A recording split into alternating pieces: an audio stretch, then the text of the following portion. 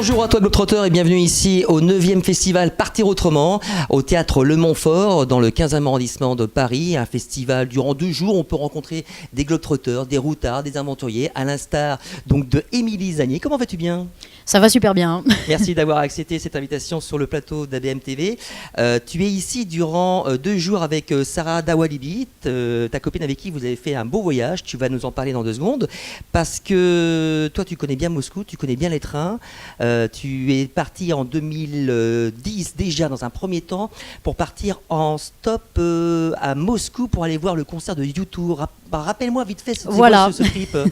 Alors en fait on avait décidé de partir à Moscou en stop depuis Paris pour aller voir U2 en concert, mais on n'avait pas de ticket.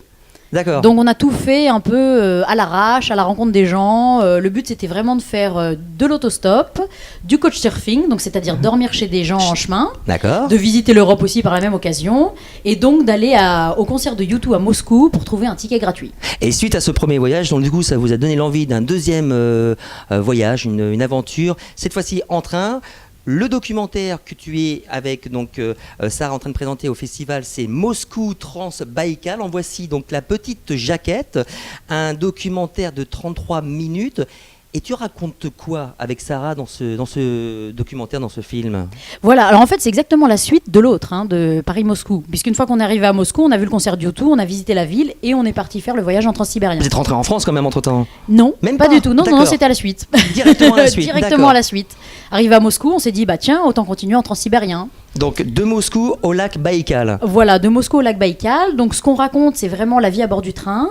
Mais nous, on a aussi décidé de s'arrêter dans plein de villes en Russie pour visiter les choses à visiter en Russie, rencontrer des Russes, voir comment ça se passe, pas juste faire une traversée en train, quoi. Donc en fait, alors ce documentaire, ça raconte un petit peu donc l'histoire de vos rencontres avec donc les locaux dans le train, vos étapes dans chaque ville. Mais qu'est-ce qu'a été vraiment l'image la plus significative justement de ces rencontres avec les Russes ? Est-ce que c'est des gens qui sont tous bourrés, le fameux cliché ? Alors, pas tous, mais il y en a quand même. D'accord. Ouais. Je pense que les soirées ont été longues ou un peu courtes, ça dépend. donc c'est sûr qu'on boit beaucoup de vodka en Russie, c'est d'ailleurs ce qu'on nous proposait souvent. Donc la rencontre des gens en Russie, c'est aussi boire de la vodka, partager du poisson.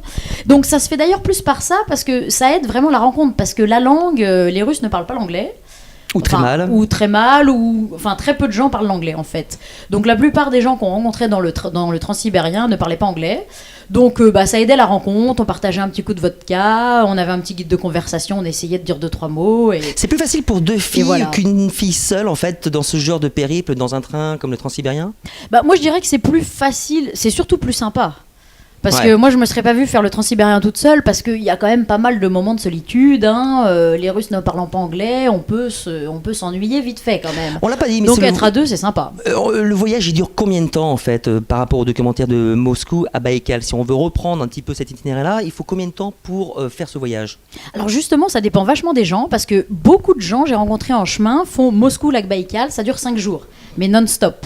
Mais moi, je veux vraiment mettre l'accent sur le fait que c'est vraiment très intéressant de s'arrêter dans les villes de Russie pour les visiter et pour voir comment les gens vivent à tel ou tel endroit.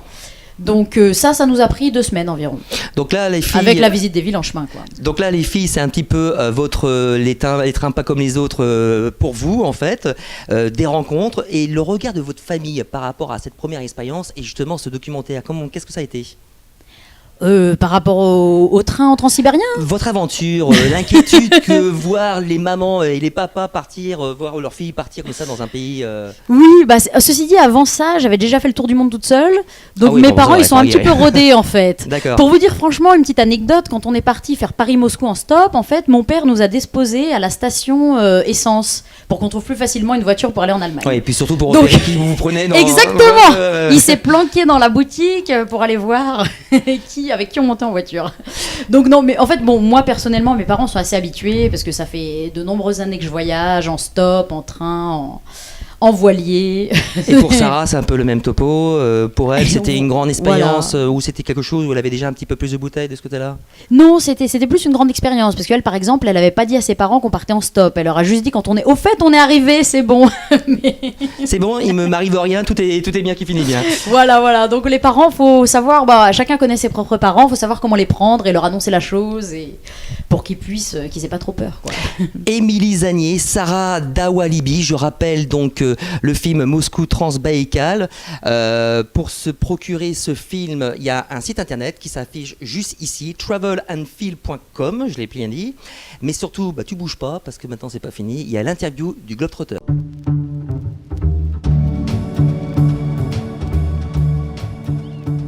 Émilie, alors en rapport avec ton voyage, si c'est un peu plus facile, si tu étais un moyen de transport, tu serais quoi?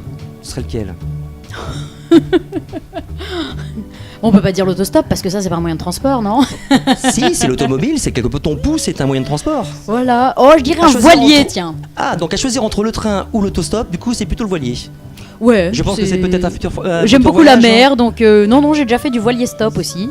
Ah, j'ai vu Donc, ça. c'est C'est plus ce- difficile que le Ah, stop. c'est beaucoup plus difficile, ouais. D'accord, Ah oui, parce ok. que le stop, il y a plein de voitures qui passent, les voiliers, il faut attendre quelques jours. Donc c'est un réseau c'est un réseau social, il y a des contacts bien spécifiques à prendre. Non, moi je me baladais dans les marinas et puis je disais tiens, vous allez pas en Martinique, voilà. Si tu étais un outil utile à la préparation d'un voyage, tu serais lequel? Eh bien mon blog, Ton blog, bien joué. Si tu, travelandfilm.com. si tu étais une langue étrangère, Je serais l'italien. et finalement, c'est marrant, l'italien. Ah, je D'accord. trouve que c'est la plus belle langue du monde. Et si finalement tu n'étais pas une globe-trotteuse, tu serais qui? Une actrice. Émilie Zanier, globe-trotteuse, peut-être une future actrice, mais pour l'instant donc également une blogueuse sur travelandfeel.com. Merci d'avoir accepté cette invitation et j'espère à une prochaine fois pour d'autres aventures en stop, à voile ou en train. À cheval, parce que la prochaine fois, on va sûrement présenter la Mongolie, donc. Ah, super. Eh ben, Voilà. on verra ça à ce moment-là. Merci en tout cas et à très bientôt. Mais c'était un plaisir. Au revoir. Merci, au revoir.